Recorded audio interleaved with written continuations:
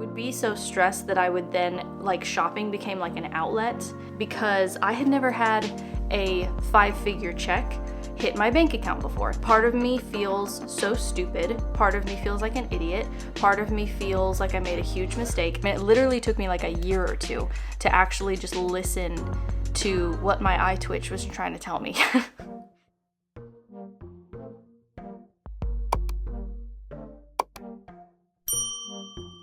Hello friends, welcome back to my channel, or welcome if you are new. I typically make book content, but that is not what today's video is going to be about, as you can tell from the title. So this is a video that I've been wanting to make for a while. I'm a little nervous to make it, but I feel like this is something that I've been wanting to share for the past couple of months. Maybe somebody can learn something from my story, or feel less alone, or feel, I don't know, like maybe this is like somebody's sign. So I'm gonna make this video and if you're seeing it, it means I didn't change my mind. So as you can tell from the title, it's gonna be a video where I share the very scary decision that I made to quit my job, the highest paying job I've ever had, and pursue my dream of becoming a published author.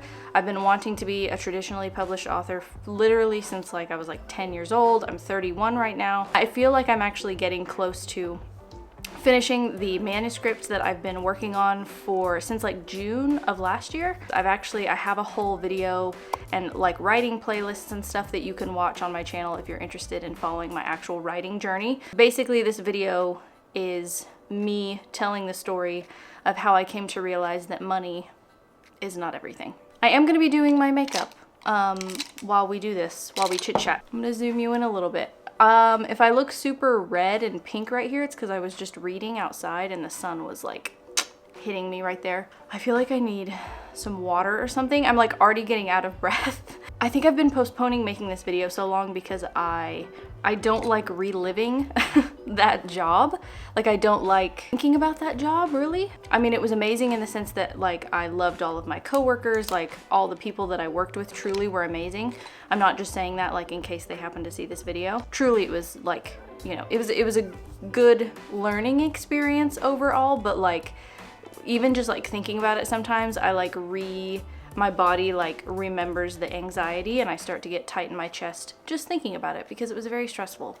Basically, I started at a company in 2021 and I grew with the company. So I was basically taking a promotion every single year since then, and I just quit this position last year. So since 2021, I actually started at the company making probably like one of their lowest wages, I would assume. So I was making like 38,000, I think it was. That was like my starting salary. And I was technically overqualified for the job. They assured me during my interview like there's gonna be room to move up like each year. And so I did that year kind of not at a loss, but just for, you know, for less than what I knew I could have made somewhere else because I was technically overqualified. But the year before, I had also come from a really stressful situation. So I was ready, honestly, to kind of like take a, like, not a break year, but like still work full time. Obviously, I have to work full time. Like, most people can't afford not to work full time, but I was totally willing to do something that, you know, ultimately was paying me less to maybe have a less stressful year. So by last year, I was actually making like roughly double the amount that I started making in 2021. And that's the most money that I've ever made in my life. I mean, my first job was like, I worked at a grocery store for minimum wage.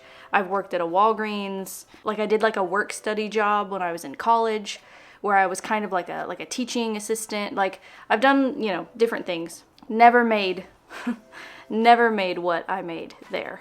Not in any of my previous jobs. So basically I was a salaried employee with an expected work week of about, you know, a typical 40-hour work week, 9 to 5, but I earned an annual bonus check based on performance. So this is kind of when I started making what to me felt like, you know, like the big bucks, because I had never had a 5-figure check hit my bank account before. That was a very new experience for me. So for a couple of years before the stress really started to kick in, it was really nice. It was really nice because you like work all year long and then at the end of the year you kind of see how you did and it literally shows up in your bank account in the form of money, and that's very exciting. I had kind of convinced myself that the stress was worth the money, or the money was worth the stress, however you want to put it. And so I would literally come home telling my boyfriend, like, something has to change, like, how am I going to keep doing this? Very much living for the weekend. I had an eye twitch, which is like, I didn't realize was like a sign of stress. I was also drinking too much coffee. I was like a 2-a-day coffee gal. Basically, I wasn't responding to stress in a very good way. I was just kind of like staying stressed. So, I could have spent some of that money that I was making going to get a massage every week, or, practicing meditation. There are definitely things that I could have done to combat the stress. So I kind of feel like part of it wasn't just the job, part of it was on me for not taking any action, for not recognizing, whoa, my body feels like I have a constant tightness in my chest, like when you feel like there's like a tiger in the room, when you feel like you just have too much to do. It basically was a job where, like, and I hope nobody feels like this because it sucks, but when you feel like you're working a job where, yeah, it's a 40-hour work week, but you feel like you have the workload of like double.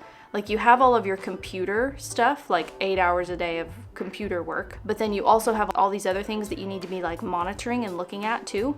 And I would be too tired at the end of the day when I would come home to work on my own stuff, to work on my own personal projects, So it was basically taking away from, my ultimate goal in life, which is not to stay at an office type job forever. My ultimate goal would be to, be able to support myself with just my writing one day. Like, that would be amazing. I know that is not the case with most writers. Typically, if you're a writer, unless you're like a Stephen King, or a J.K. Rowling, you're not supporting yourself full time with your writing. I'm very aware of that. But that's still it can still be the dream. Also, this is a PSA to freaking take your PTO. Take your PTO. I was looking in my little HR app, and I had 17 days of PTO built up over the years that I would only really ever take if I was sick. Truly couldn't get out of bed, or was so depleted mentally that I would text my boss and be like, I'm taking a mental health day. Basically, all of that to say I wasn't really taking care of myself like I could have been and probably should have been. And that kind of made everything worse, because when you don't take care of your mind and your body, eventually it catches up to you. So I was just dealing with all the sort of typical poor mental health, anxiety type symptoms that a high stress job can cause you to feel. Now, I will mention a brief caveat that during this time, because I don't have any dependents, I don't have any kids, I have my cat, I'm renting an apartment that is very affordable because my boyfriend also lives with me, and we split bills and that kind of a thing. So I was able to pay off all of my student loan debt by the time I was 30, which was last year. So I paid all of that off, which is amazing. And I'm very grateful, because a lot of people, all they can afford is to make the minimum payment. And I was making double, near the end, I was making triple payments, if I remember right, because I know how the game works. If you only make the minimum payment, you stay in debt for decades. I was putting money for a down payment on a house, which I would love to be able to use someday. I'm hoping in 2025 that happens for us. I don't know. I don't want to make it sound like I was just in hell the whole time, because I am very grateful for the fact that I was able to make more than a livable wage. I was able to live very comfortably. And it almost became a problem, with online shopping, with how everything is so convenient nowadays. And I don't like the feeling of being borderline shopaholic. It's not a good feeling. So even though I was using money for good things, I was still paying off my debt and all this stuff. I was maxing out my IRA every year. It just ultimately was not, I would be so stressed that I would then, shopping became an outlet, and then I was just blowing money that I had, yes, but could have been put to better use. So finally, this past year, I did not renew my contract. I thought about it for a really long time. I'd been talking about it with my boyfriend. I'd been talking about it, I think, with my parents. I had mentioned it with them. I'd been talking about it, obviously, with my bosses. I ended up taking a lower paying job at the same company for this year, and I'm really loving it. I still have to work, but the thing about this job is that the hours are a lot more flexible, and so because of that, I'm able to come home and, first of all, not be emotionally depleted. Basically, I have slightly less like computer tasks to do, and so I'm not literally sitting at a computer for 8 hours, and that's just, humans aren't meant to be doing that. Humans are not meant to be in office buildings all day. It's like under fluorescent lighting, not getting any fresh air with a 30-minute lunch break. It's not good. It's not a good environment. And I just, yeah, I was not happy. And I did calculate like a rough estimate of how much money I'm missing out on. Which, why I did that, I don't know. It's just like torturing myself. It was at least, I think, again, it's a rough estimate because those bonus checks based on your performance kind of fluctuate a little bit every year, but it's almost a $20,000 pay cut. So it was kind of simultaneously a hard decision, but also like an inevitable decision. Like I knew that I probably wasn't going to renew my contract. Like it felt so difficult to make, but also kind of inevitable at the same time, if that makes any sense. Because like I knew it wasn't sustainable. Like I was just not, my body was holding all of this stress and I wasn't able to like get rid of it, or I wasn't learning or doing anything to get rid of it. And again, that's kind of on me. So now I work a job, like I said, it's a lot more flexible. I can come home and work on my writing and not feel completely drained. I don't get a bonus check anymore. That sucks because it's nice getting a big bonus check at the end of every year. It's just so much less responsibility that it ended up being very much worth taking a pay cut, in my opinion. I just really could not see myself doing that same position again for a whole year. But yeah, it no longer feels like I'm working two full part-time jobs, and that's amazing because I can come home and not feel depleted. And even the girls who I work with now, we will say to each other all of the time, at least once a week, like how grateful we are to be in the position that we're in. The lightness that has given me, like instantly my eye twitch went away. I can like breathe now and I don't feel that tightness in my chest and the anxiety because all those responsibilities fell away when I took a demotion, essentially. I basically took a voluntary demotion. So yeah, I am still employed. I'm not mooching off my boyfriend. I'm not a trust fund baby. I have to work, but yeah, I made the decision to basically make less money now to give me the time that I need to finish this third book that I'm working on, hopefully get it traditionally published, etc. So I'm working on a dark academic adult fantasy. I was hoping to finish it by May. So essentially, and this was the plan when I quit, was the idea is like I'm using as much free time as I have now, because I do have more with this new position, using the free time that I have in the evenings, that remote work day, and then my weekends obviously to write. So the idea is that I've replaced the money for time. So I don't make as much money, but I'm rich in time. So the writing itself is going good. Thank you for asking. I'm about to hit 80K, which feels really nice. I think I'm more than slightly halfway through this draft. I don't really know. The plan is to finish like one more draft and then send it off to like a developmental editor, and then yeah, prepare like all of my querying materials, research literary agents who are accepting adult fantasy manuscripts, and then query it until someone requests some sample pages or maybe even the full manuscript if I'm really lucky, and then hopefully go on sub to one of the big 5 publishers, and then sell my book, and that would be amazing. And even though I am kind of trying to keep this mindset of like it's inevitable, like everything works out for me, the sort of like manifestation type stuff where it's like, me finishing this book is inevitable as long as I don't quit. Me getting published is inevitable, even if it's not a traditional publishing path, maybe it's a self-publishing path. I'm trying to view it as, it's inevitable. So I can come back to this video one day and be like, yeah, see, I had I had this plan in mind all along. But all of that being said, I don't want to take away from the fact that I still have very negative self-talk around quitting that job, because part of me feels so stupid, part of me feels like an idiot, part of me feels like I made a huge mistake still, and I love my new position and what it's given me. But still, because of like living in a capitalist society and looking around and realizing how much emphasis we put on money and this idea that money buys happiness, like even though I know that that's not true, it's still really hard sometimes to look around and feel like I didn't make a mistake. But also I know if I had kept that job, I wouldn't be any closer to potentially living a life that is more aligned with what I actually want to do in life, like end game wise. Do you know what I'm saying? So while I can sit here and like kind of beat myself down and beat myself up for doing something stupid and quitting that job, I know that at the end of the day, I'm so much less stressed. Something else that was kind of frustrating me at the time was like, I know the effects of long-term stress on the body.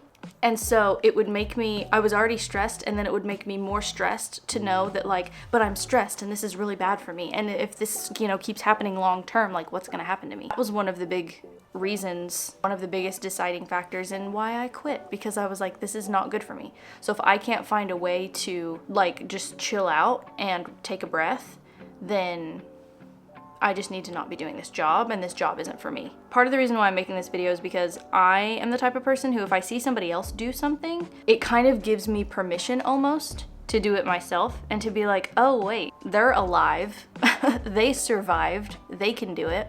So like, I could do it, they did it.